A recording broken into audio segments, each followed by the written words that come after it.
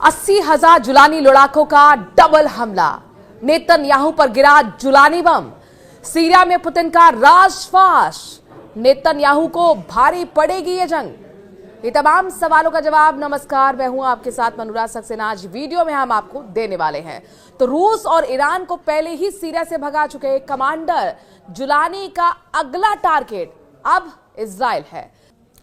दमिश्क पर कब्जा कर चुके जुलानी ने अपने कमांडर्स को इजराइल फतेह करने का फरमान जारी कर दिया है। इसीलिए बड़ा सवाल यह है कि क्या सीरिया में घुसकर इजराइल ने बहुत बड़ी गलती कर दी है। दरअसल बशर अल असद के तख्ता पलट के बाद सीरिया जहां धीरे धीरे खड़ा हो रहा है, इजराइल के सीरिया पर हमले भी तेज हो गए हैं। पिछले 7 दिन के अंदर 800 से ज्यादा एयर स्ट्राइक कर चुका है इजराइल। वहीं पिछले 12 घंटे की अगर हम बात करें तो 61 से ज्यादा हमले कर चुका है, जिसमें वो चुन चुन कर सैन्य ठिकानों को तबाह कर रहा है। लेकिन जुलानी ने भी कसम खा ली है इजराइल को तबाह करने की और इस नरसंहार के बदला लेने की। इजराइल हमलों का जवाब देते हुए एटीएस के नेता भी इजराइल को बहुत बड़ी चेतावनी दे रहे हैं। जरा समझिए कि इस वक्त सीरिया में क्या चल रहा है और सीरिया के हमलों का जवाब देने के लिए जुलानी की क्या तैयारी है।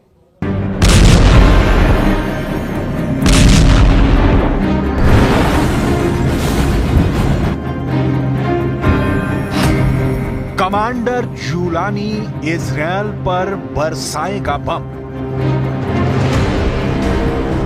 कमांडर जुलानी का सीरिया मिशन पूरा हो चुका है।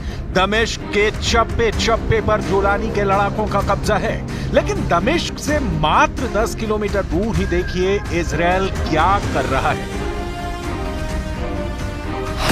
धमाके का पहला वीडियो, धमाके का दूसरा वीडियो, धमाके का तीसरा वीडियो,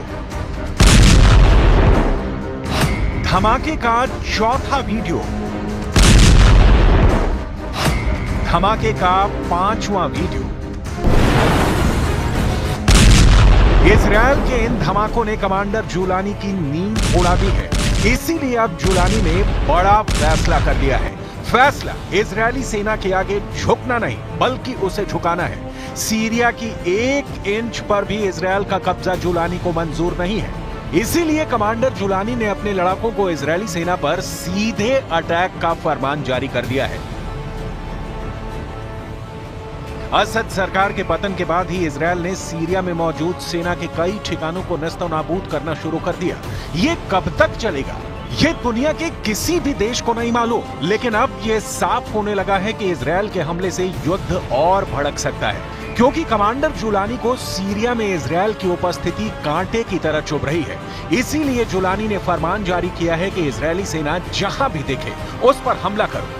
जुलानी के हौसले बुलंद हैं। जुलानी असद का 54 साल का साम्राज्य खत्म कर चुका है। जुलानी की नजर इजरायल पर भी टेढ़ी हो चुकी है। कमांडर जुलानी ने इजरायल को इशारों में समझाना भी शुरू कर दिया है। जुलानी ने मीडिया से बात करते हुए कहा कि सीरिया पर जिसने भी हमला किया उसके मंसूबे आज तक सफल नहीं हुए और अब भी ऐसा ही होगा।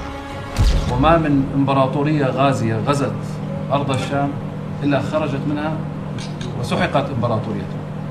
المغول دخلوا إلى الشام وخرجوا منها، انتهت إمبراطورية. إمبراطورية فارسية كانوا في الشام، عندما خرجوا منها انتهت إمبراطورية. الروم عندما دخلوا وخرجوا انتهت إمبراطورية. أيضا الاحتلال الفرنسي 1920 كان عنده إمبراطورية واسعة وفي أمصار متعددة، كان يحتل دول متعددة. لما خرج من الشام انتهت الإمبراطورية. حتى الخلافة العثمانية كانت سلطنة، لما دخلت إلى الشام أصبحت خلافة، ولما خرجت منها عادت دولة। खूनी हमले बर्दाश्त नहीं। जुलानी सीरिया पर एक छत्र राज चाहता है। उसे ना तो विद्रोहियों की डिस्टर्बेंस पसंद है और ना ही पड़ोसी मुल्कों की। जुलानी असद सरकार की हर निशानी को उखाड़ फेंकना चाहता है। सिर्फ इजरायली नहीं, जुलानी के खूनी अतिक्रमण से सालों से सीरिया में काबिज रूस को भागना पड़ा।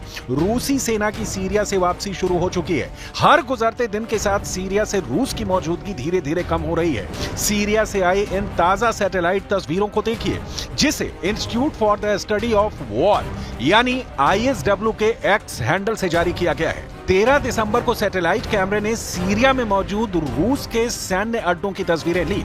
लताकिया के खमीमिम एयरबेस और टार्टस नेवल बेस की तस्वीरों में साफ साफ दिख रहा है कि रूस सीरिया छोड़कर भाग रहा है। पुतिन के हार की पहली तस्वीर। इस सैटेलाइट तस्वीर में 2 AN-124 ट्रांसपोर्ट एयरक्राफ्ट दिख रहे हैं। दोनों प्लेन्स के आसपास गाड़ियां मौजूद हैं।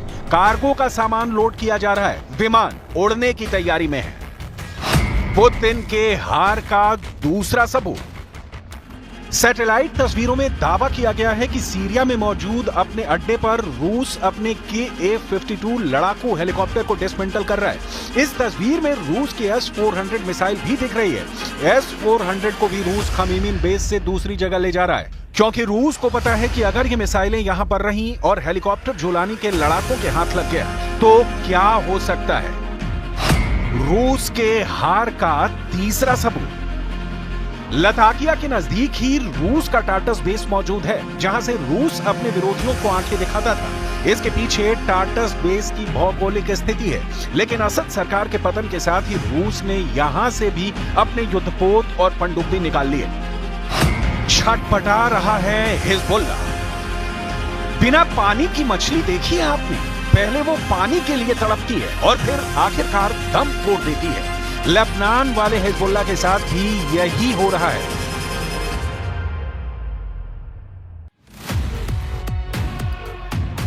सीरिया में बशर अल असद की सत्ता का पतन होने के बाद हिजबुल्ला की मेन सप्लाई लाइन कट गई है।